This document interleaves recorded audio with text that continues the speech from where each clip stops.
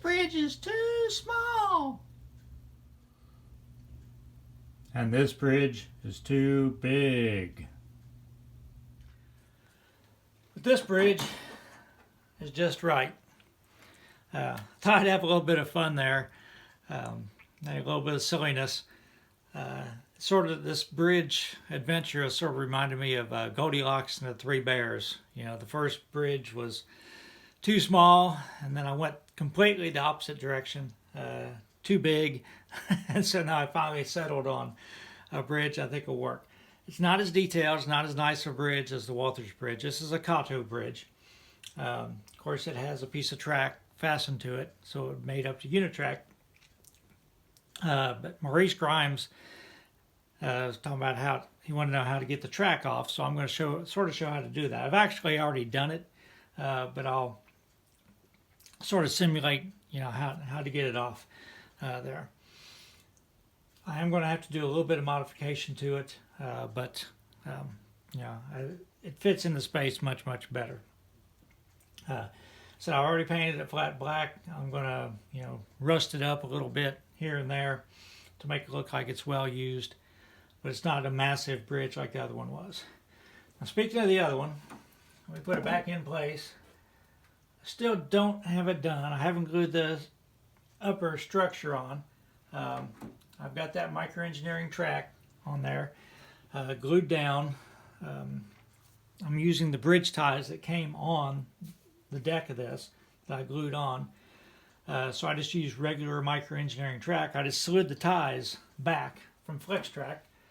I just cut ties, and slid them back, and this has marks on it to where to glue the ties are. So it's in gauge. It's such a nice bridge, you know, after I get the top on it. And also, it's not that cheap. I mean, it's not like buying a locomotive. At the same time, it's not money I want to throw away. So I decided to make lemonade out of lemons, as the saying goes. So as you know, I've been pretty nervous about this whole stream thing. I've been watching a lot of videos online. I know you've all heard of Luke Towan. He's probably the only model railroader I know that has like 1 million subscribers. He does fantastic scenery.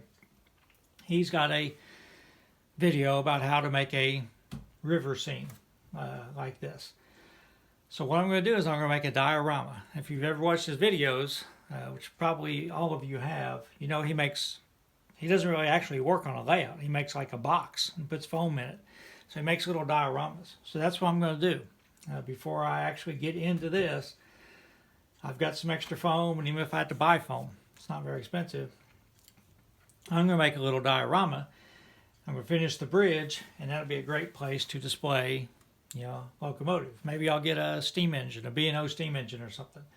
One of my G-scale locomotives, you know, I've talked about going to Lowe's and buying plexiglass. One of my G-scale locomotives, we actually made a cover for it to put on a shelf to keep the dust off of it. So it'd be very easy. You know, plexiglass isn't that hard to work with, especially if you can get Lowe's to cut the pieces for you for free. I can make an, you know, wood base and just have a you know, plexiglass cover over the whole thing. It's only going to be maybe 6 inches deep, and you know I can probably extend out a couple inches from the bridge each way. But that way I don't feel like I'm wasting the bridge, and I'm learning something. You know, learning what not to do when I actually do this. Okay, we're going to see how successful I am at keeping this in the frame and how many times I have to shoot this. I've already got the other end done. First thing you need to do is just take off this, you know, the Unitrack joiner, like that. The bridge supports just actually slide on. They'll just pop right off. Okay. In the bottom, there's one screw.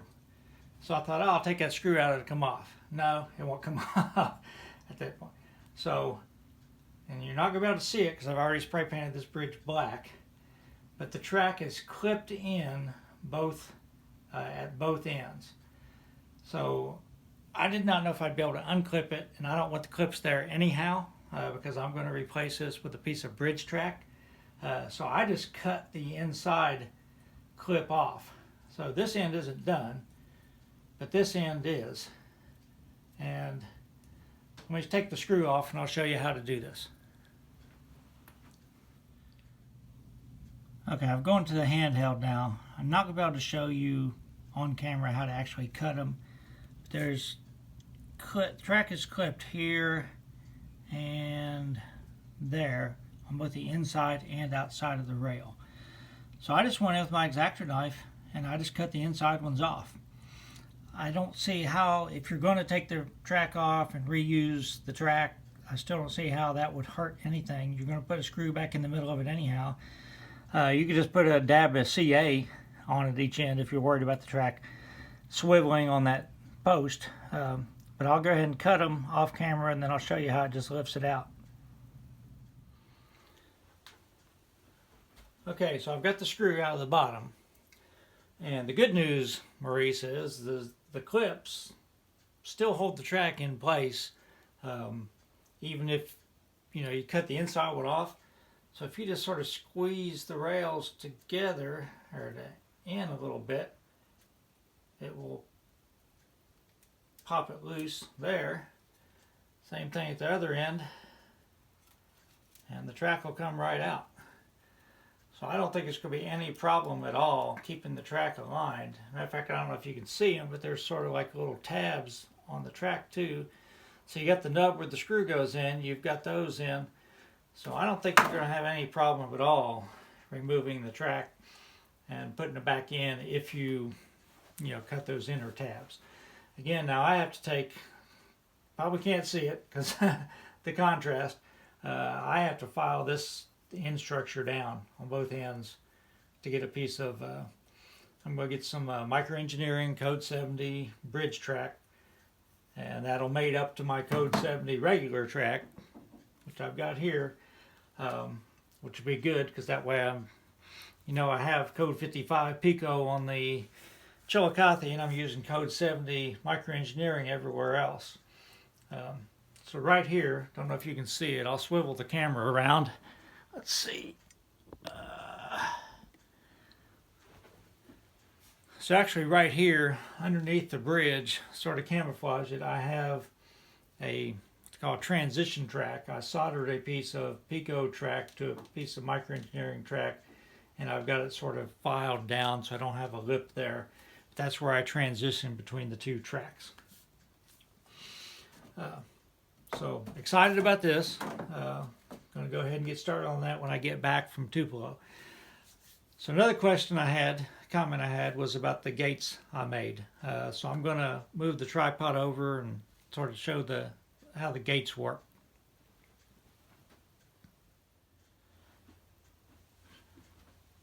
So I have a video on how to make these, maybe a couple months ago. Again, it's a real simple project. I used the Gold Metal Models chain link fence and some aluminum tubing. So I'm not going to rehash the whole video, but all I do, I always have a coupling tool. I use the Rix coupling tool.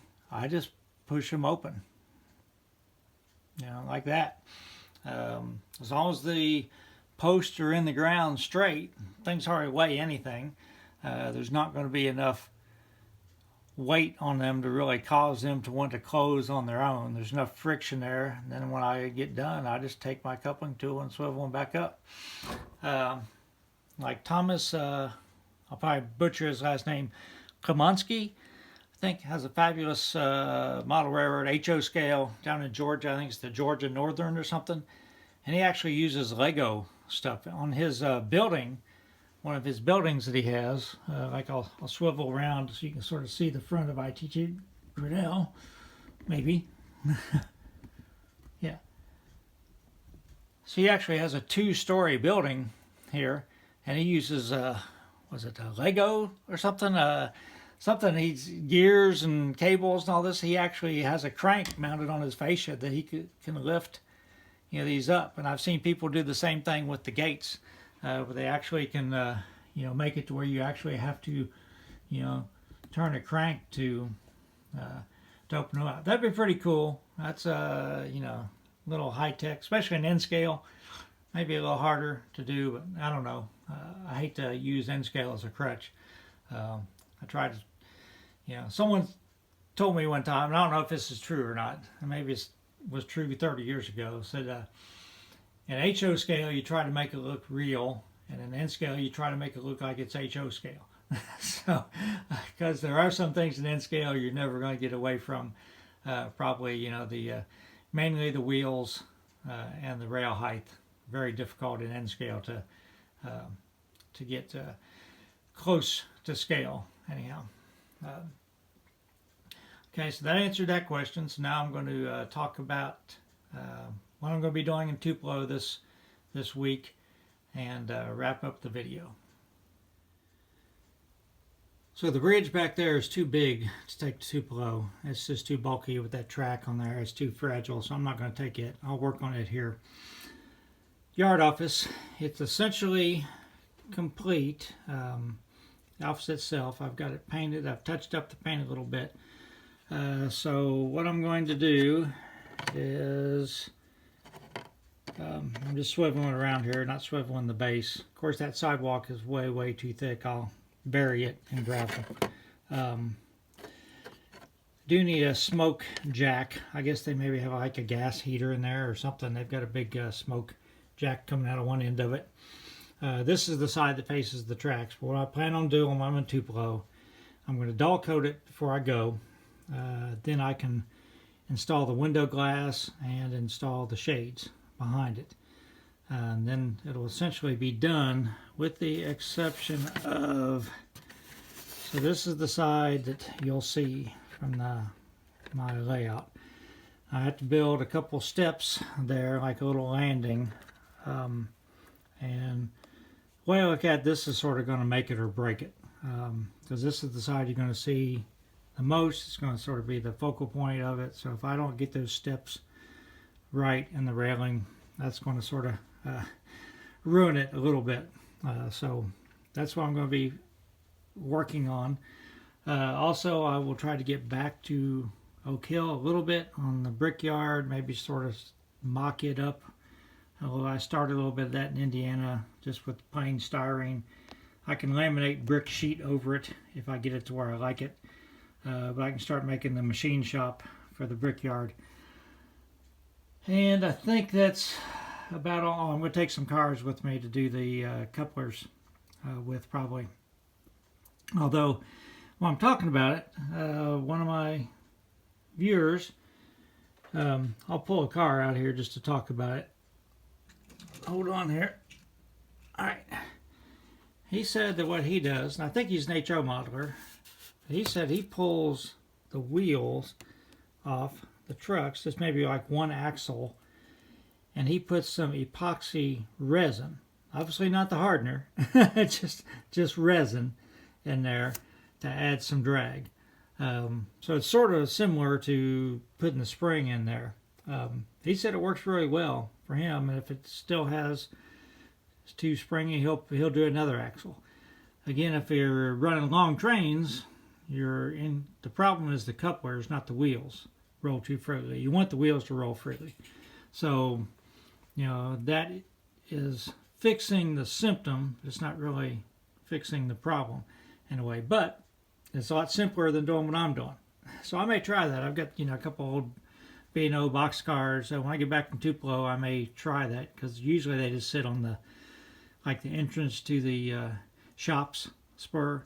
So I can try that. Nothing to lose. So I'll let you know how that goes. I think that's about it for now. I'm not going to run a train today. I've got packing to do. And it's about a 7-hour drive to Tupelo from here. So, and it's supposed to get some rain in tonight. Oh, let me show you one more thing in the garden before we go. So we just planted this in the corner. One of the things about garden railways is you have to worry about the amount of sunlight and the growing zone and that kind of stuff. So this is supposed to take 3 to 6 hours worth of sunlight. I'm a little worried in the heat of summer it's going to burn up there. We'll see, because we had this thing up there. I'm not sure what it is. I think it's called an ice plant or something. It's trying to survive, but it looked really, really good until summer hit, and it just got burnt up because it gets a lot of sun. And we sort of had the same thing happen over here. You know, that plant looked great, and then summer comes. It's pretty hot here in Kentucky, so it doesn't matter how much you water it, you just can't handle that much sunlight. So just one more thing and we'll call it a day. So this is our dog Jazzy, and you can see Ferdinand back there looking pretty smug. But what I wanted to show you, we have a foster dog. First time we've ever tried to do this. Don't know how it's going to work. Jazzy's not real thrilled about it. Just growls a little bit. Hasn't been any real fighting or anything. He's real docile. He has heartworms. He's an older dog. Trying to nurse him back to health so he can get adopted out. I'll show you a picture of him. His name is Chance. At least that's what they're calling him at the Pause for the Cause that has him, but he doesn't respond to anything at all. So I don't know if he's ever had a home or not. But he's gentle, not overly friendly, but he's gentle anyhow. Doesn't mind the cats at all, just ignores them. But let me show you him and then we'll call it a day. Here he is. Here's the foster dog. It's Chance. I said he's skin and bones. Found him on the side of the road near death. We're trying to fatten him up and acclimate him to people so we can adopt him out eventually. But he still has a little bit of road ahead of him. He's safe. I don't think he's going to survive, but he's got a lot of medical treatments still to come.